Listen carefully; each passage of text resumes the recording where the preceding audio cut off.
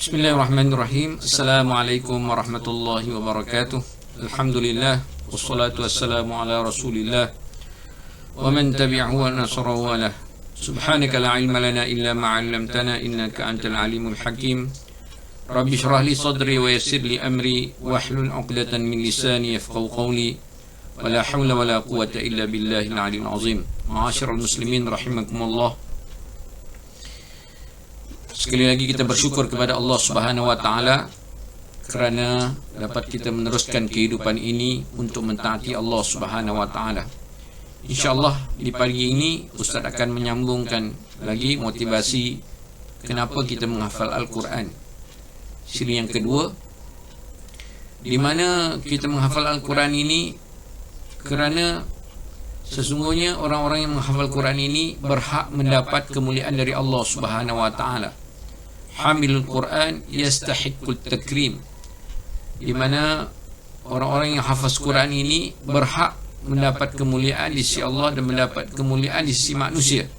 Dalam satu hadis Nabi sallallahu alaihi wasallam bersabda, "Inna min ijlalillahi ta'ala ikramu dzi syaibatil muslim wa hamilil Qur'ani ghairal ghali fihi wal jafi anhu." Al-hadis.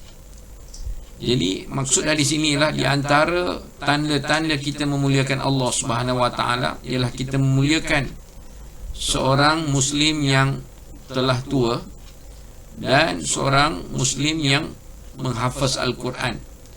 Di mana penghafaz Al-Quran yang kita muliakan itu tidak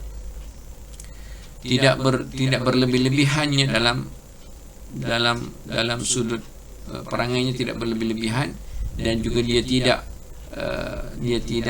tidak kering ataupun dia tidak meninggalkan Quran, dia tidak meninggalkan Al-Quran, meninggalkan ajaran-ajaran Al-Quran.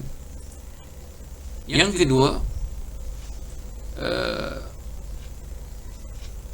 di antara sebab kita menghafaz Al-Quran ini ialah kerana ia adalah merupakan satu istilahnya cemburu yang dibenarkan, cemburu ataupun iri hati yang dibenarkan.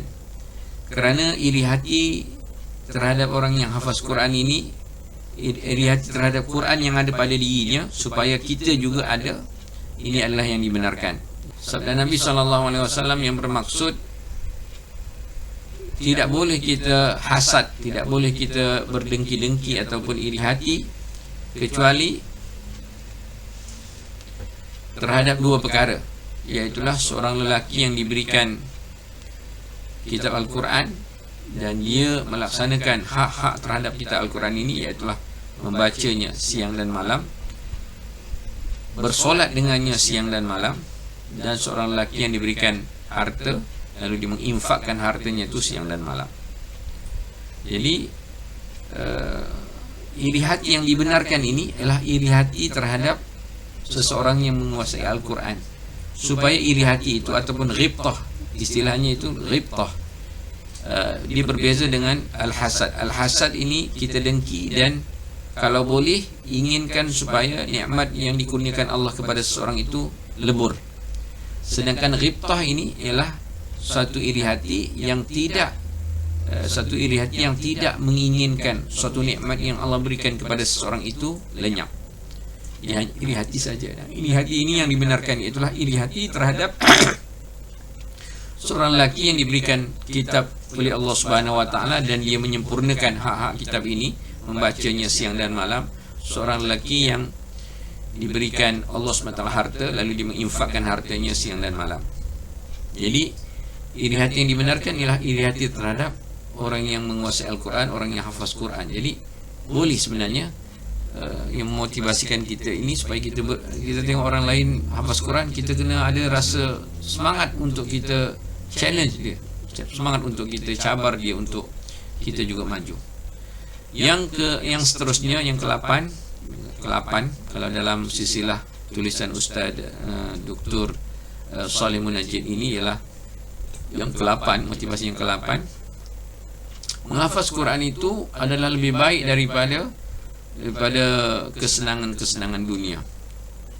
Maksudnya kalau kita dapat hafaz satu Quran, hafaz satu Quran adalah suatu benda yang sangat-sangat besar artinya daripada kehidupan dunia yang kita perolehi, daripada mata benda dunia yang kita perolehi. Sabda Nabi SAW, afala yaghdu ahadukum ilal masjid fayu'allima aw yaqra ayataini min kitabillahi azza wa jalla khairun lahu min naqataini wa thalatha khairun min thalath wa arba' khairun min arba' wa min a'dadihinna minal ibil. Jadi Nabi SAW bersabda, seseorang itu lebih baik kalau dia berpagi-pagi, dia pergi ke masjid dan dia belajar satu ayat atau dua ayat, dia baca dua ayat atau dua ayat daripada ayat-ayat Al-Quran, maka itu lebih baik baginya daripada memperolehi dua ekor unta yang gemuk, yang hebat. Kalau dia dapat mempelajari tiga ayat, lebih baik daripada tiga unta.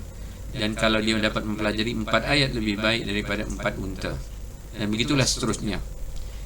Jadi kita lihat bahawa di dalam ni Allah Ta'ala menyebut, Nabi SAW menyebutkan bahawa ayat Quran ini lebih hebat daripada harta yang hebat di kalangan orang Arab. Orang Arab ini hebat hartanya ialah unta.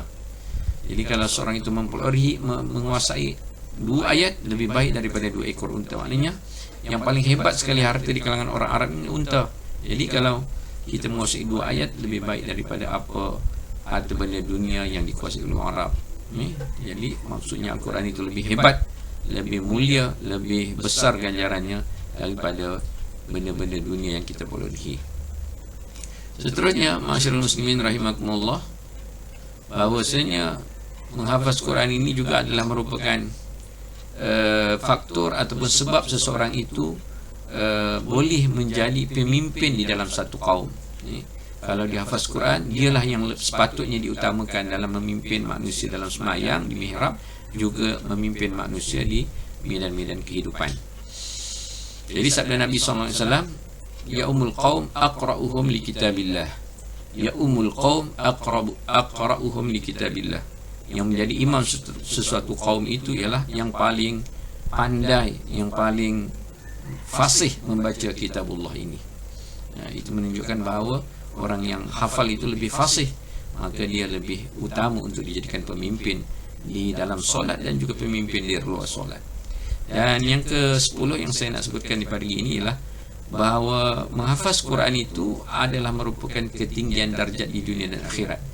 Artinya menghafaz Quran akan mengangkatkan darjat kita di dunia dan akhirat.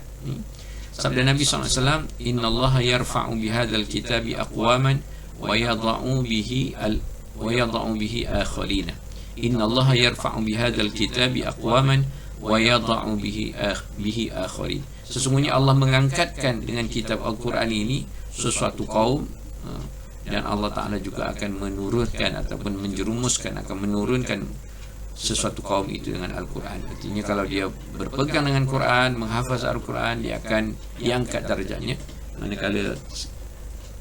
Manakala sekiranya seseorang itu meninggalkan Al-Quran, maka dia akan ditinggalkan, akan direndahkan oleh Al-Quran itu sendiri. Jadi sama-sama kita terus bermotivasi untuk terus kita berdikit-dikit menghafaz dan juga melancarkan hafalan kita.